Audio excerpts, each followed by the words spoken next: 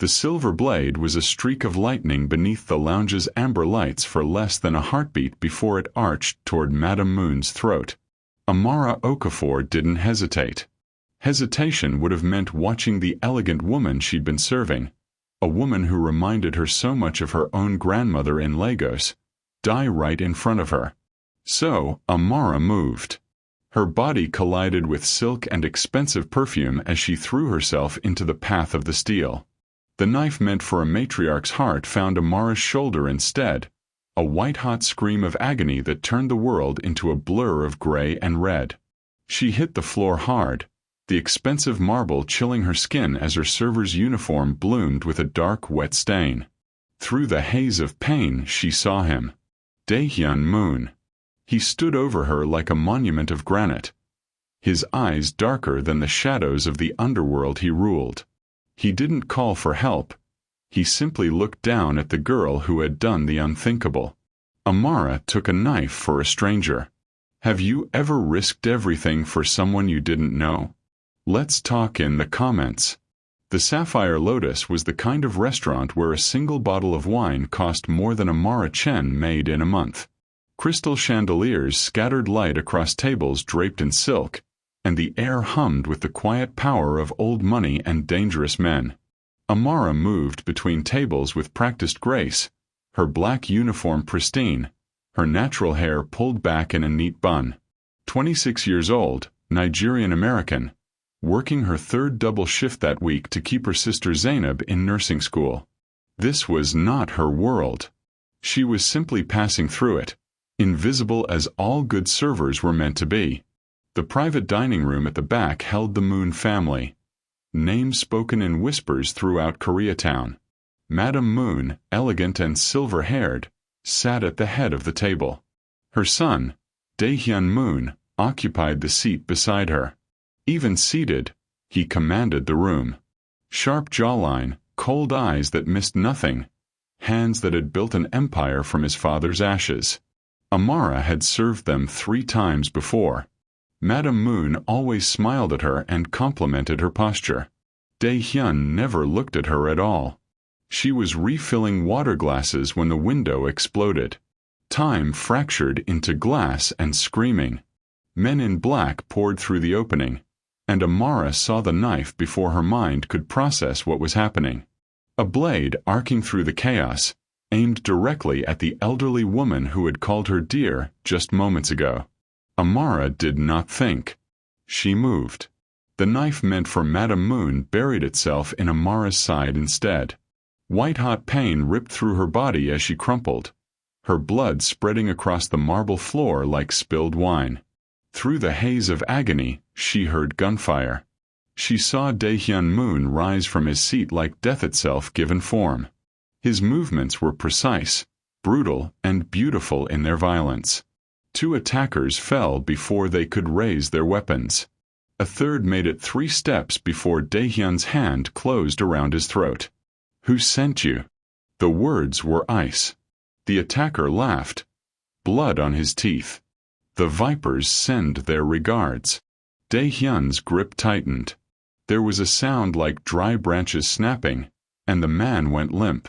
Amara's vision was fading, but she felt arms lifting her and heard a woman's panicked voice. Madame Moon, crying out in Korean. And then Daehyun's face appeared above her, those cold eyes now burning with something she couldn't name. Stay awake, he commanded. That's an order. She wanted to laugh. She was a waitress. She didn't take his orders. But somehow, impossibly, she obeyed. Amara woke to silk sheets and the scent of jasmine. For a long moment she didn't move. Her side ached with a deep, throbbing pain, but it was manageable, medicated, bandaged. She was alive. The room around her was unlike anything she'd ever seen outside of magazines. Traditional Korean architecture blended with modern luxury. Dark wood beams, paper screens, and a window overlooking gardens that seemed to stretch forever. This was not a hospital. You're awake. She turned her head to find Madame Moon seated beside the bed, her elegant hands folded in her lap. The older woman's eyes were red-rimmed but dry, her composure restored. "Where am I?" Amara's voice was hoarse. "The Moon Estate. You've been unconscious for 3 days." Madame Moon leaned forward. "The doctors say you'll make a full recovery. The blade missed your vital organs by centimeters." "My sister." "Safe. Watched. I give you my word." Amara tried to sit up, wincing. "I need to go home. My job." "You no longer have a job." Madame Moon's voice was gentle but firm. "Amara, I need you to listen carefully. What I'm about to tell you will be difficult to hear." The older woman rose and walked to a lacquered table, retrieving a folder. She placed it on the bed beside Amara. Inside were documents. Official documents. A death certificate with Amara's name on it. News clippings about a waitress killed in a gang-related shooting at an upscale restaurant. Her apartment lease was terminated. Her bank accounts were closed. "What is this?" Amara's hand shook. "What did you do?" "We didn't do this." Madame Moon sat again, her eyes heavy with sorrow. "The Inchon Vipers did. They've erased you, Amara. To the world outside these walls, you died 3 days ago. You are a ghost." The room spun. Amara gripped the sheets, her breath coming fast. "No. No, this isn't. I have a life. I have a sister. You can't just. The Vipers can." And they did. Madame Moon reached out, taking Amara's hand. "If you try to resurface, if you try to reclaim your identity, they will find you. And they will finish what they started. Not because of who you are, but because of what you did." "I saved your life." "Yes." Madame Moon's voice broke for the first time. "And for that you have become their target. You foiled their assassination. You embarrassed them. In their world, that is an offense punishable by death. Not just yours, but your family's. Your sister's." Amara felt the walls closing in. "So what? I'm supposed to just stay dead." Madame Moon's grip tightened. "For now, yes. And in return, the Moon family will protect you. We owe you a debt that cannot be repaid with money. We owe you blood." 2 days later, Amara was strong enough to walk the gardens. Madame Moon walked beside her, explaining the weight of what Amara had unknowingly stepped into. In Korean tradition, there is a concept called un, a debt of gratitude so profound it binds families across generations. "You saved my life, Amara. In our world, that creates a life debt. My son and my family, we are now obligated to protect you with our own lives if necessary." Amara watched koi fish circle in a pond, their colors brilliant beneath the water. "And the vipers? They won't just give up." The Inchon Vipers are led by a man named Kong Jun-ho. He is vicious and patient, and he never forgets a slight. The attack at the restaurant was meant to destabilize our organization by killing me. You prevented that. In doing so, you made yourself his enemy. Madame Moon paused beneath a cherry blossom tree, its petals drifting down like pink snow. "They will hunt you, Amara. Not today, not tomorrow, but eventually. They will find anyone connected to you. Your sister. Your friends. Anyone. And they will use them to draw you out." "So I'm supposed to hide forever?" "No." Madame Moon turned to face her. "There is another way. A way to make you untouchable. But it requires sacrifice, from you and from my son." Before Amara could ask what she meant, a shadow fell across the garden path. Dae-hyun stood at the entrance of the courtyard, still as stone, watching them with those unreadable eyes. He wore a dark suit, no tie, with his hands in his pockets. He looked like a man who had never been uncertain about anything in his life. "Mother," he said, "I'll take it from here." They faced each other in his study, A room of leather and dark wood, walls lined with books in 3 languages. Amara stood despite the ache in her side. She would not sit in his presence like a supplicant. Dae-hyun circled to his desk but didn't sit either. He studied her with an intensity that made her skin prickle. "You should have died," he said flatly. "That knife was meant for a vital organ. The angle, the force, you should not have survived." "Sorry to disappoint." Something flickered in his eyes. Surprise, maybe. Or respect. "You're not afraid of me." "Should I be?" "Yes." He moved closer, stopping an arm's length away. "Everyone is afraid of me, Miss Chen. It's how I keep them alive." "I'm not everyone." Amara lifted her chin. "And I'm not one of your soldiers. I'm a waitress who made a stupid decision and is now apparently dead to the world. So whatever speech you have prepared, skip it. Tell me what you want." For a long moment, he said nothing. Then, slowly, he reached into his jacket and produced a small velvet box. He set it on the desk between them. "I want you to marry me." The words hung in the air like smoke. Amara stared at him. "Excuse me. The vipers will never stop hunting you. My mother explained this. But there is one thing that would give them pause. One thing that would make attacking you an act of war not just against me, but against every ally the Moon Syndicate has cultivated over 3 generations." He opened the box. Inside was a ring. Simple, elegant, a single diamond that caught the light like captured fire. "If you become my wife, you become untouchable. My enemies become your enemies. But my protection becomes absolute. No one touches the wife of Dae-hyun Moon. No one." Amara laughed. The sound was sharp and incredulous.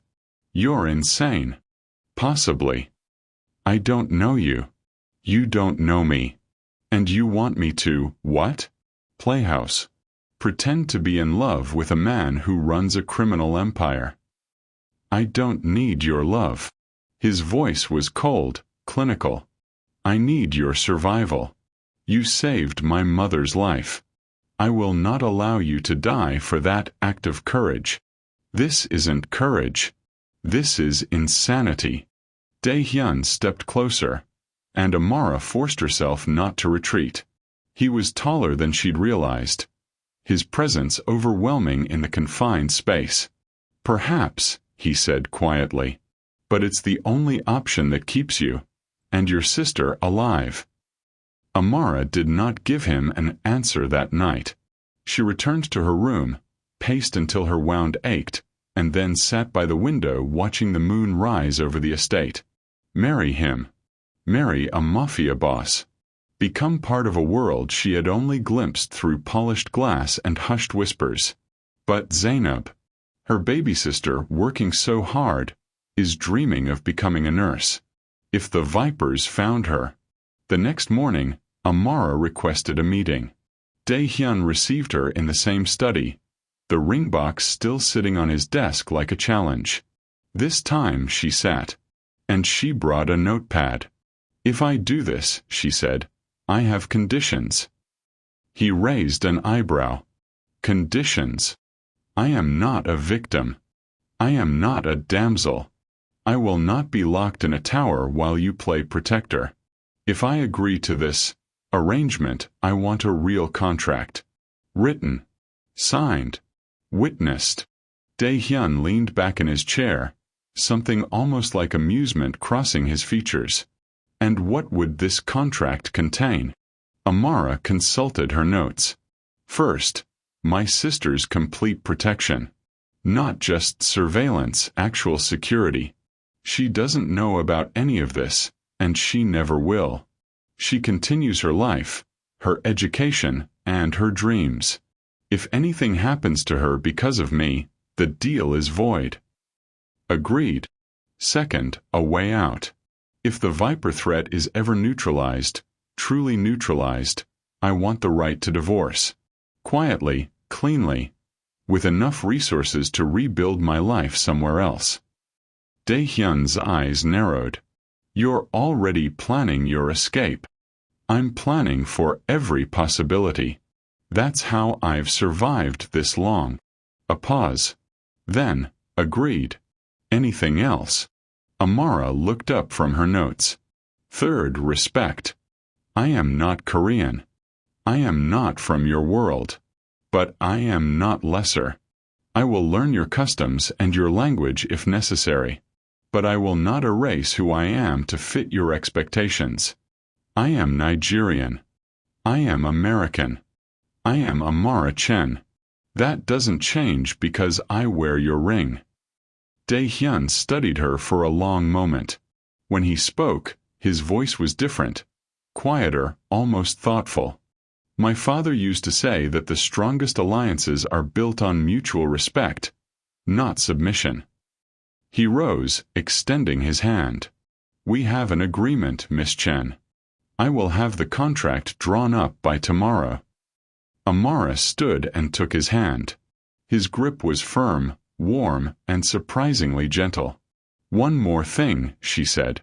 Yes. Stop calling me Miss Chen. If I'm going to be your wife, you should probably learn my first name. The corner of his mouth twitched. Not quite a smile, but close. Amara, he said, testing the word. It suits you. The Moon household operated on rigid traditions, schedules, hierarchies, and ceremonies that had been observed for generations. Amara crashed into all of it like a wave against stone. The staff didn't know what to make of her. She woke early before the household stirred, to practice the physical therapy exercises for her healing wound. She wandered into the kitchen and made her own breakfast, jollof rice, because she'd found the ingredients and refused to eat another silent, formal meal alone. When the head housekeeper found her cooking, the woman nearly fainted. Madam, this is not, you should not. It's just rice. Amara smiled. Would you like some? Word spread quickly. The future wife of Dae-hyun Moon cooked her own food. She washed her own dishes. She spoke to the gardeners and learned their names. She was strange. Madame Moon, however, was delighted. You remind me of myself, she told Amara one afternoon, teaching her the proper way to pour tea. When I married into this family, I was an outsider too. A woman from a modest background, with opinions the elders did not appreciate. How did you survive? I refused to apologize for who I was. Madame Moon poured with practiced elegance. I learned their ways, but I did not abandon my own. Eventually, they realized that my differences made the family stronger, not weaker. Amara absorbed this. And Dae-hyun, is he always so distant, cold? Madame Moon's eyes softened. My son carries burdens you cannot see. His father's death. The weight of leadership. He has learned to lock away his heart because every person he has ever loved has been used against him. She paused. But I see how he looks at you when you're not watching. There is something there. Something he doesn't understand yet. Amara looked away, uncomfortable with the implication. This was a business arrangement. Protection for survival. Nothing more. If you were in Amara's shoes, would you take the marriage pact? Or try to run on your own? The peace was shattered on the 7th day. Amara was in the garden when she heard the commotion. Raised voices, running feet. She followed the chaos to the main courtyard, where a crowd of security personnel had gathered around something at the gate. Dae-hyun stood at the center, his face carved from ice. In his hands was a box, elegant, wrapped in red silk. The kind of box meant for gifts. But this was no gift. Inside, nestled in velvet, was a photograph of Zainab, her sister, walking to class, unaware of the camera capturing her every step. Beneath the photo was a single knife, ornate, curved, and unmistakably the same style as the blade that had pierced Amara's side. And a note, written in elegant script. The ghost should have stayed dead. Amara's blood turned to ice. They know, she whispered. They know I'm alive. Dae-hyun's jaw tightened. They've always known. They were waiting to see what we would do. Now they're sending a message. My sister is being moved as we speak. I anticipated this. He turned to face her, and for the first time, she saw something other than cold calculation in his eyes. Fury. Protectiveness. The wedding happens tomorrow. No more delays. Once you are my wife, touching you or anyone connected to you becomes a death sentence for the entire Viper organization. And if they attack before then? Dae-hyun moved closer, his hand coming up to touch her face, a gesture so unexpected that Amara froze. His thumb brushed her cheek, featherlight. Then I will burn their world to ashes, he said quietly, and salt the earth where they stood. The ceremony was held at midnight in the estate's private temple. No guests. No announcements. Just Amara, Dae-hyun, Madam Moon, and a handful of trusted lieutenants who watched with barely concealed shock as their boss slid a platinum band onto a waitress's finger. Amara wore white, not a Western gown, but a traditional hanbok that Madam Moon had presented to her that morning. Crimson and ivory silk, embroidered with phoenixes. The dress of a moon bride. Dae-hyun wore black. Of course he did. The officiant spoke in Korean, and Amara followed along with the phonetic translations she'd memorized the night before. When it came time for vows, Dae-hyun surprised her. He spoke in English. I take you as my wife. I offer you my name, my protection, and my oath. No harm will come to you while I draw breath. This I swear before my ancestors and my mother. Amara met his eyes. They were not cold now. They were burning. I take you as my husband, she replied. I offer you my trust, which I do not give lightly. I offer you my strength, which I have earned through fire. And I offer you honesty, always. This I swear on my father's memory and my mother's love. The officiant pronounced them married.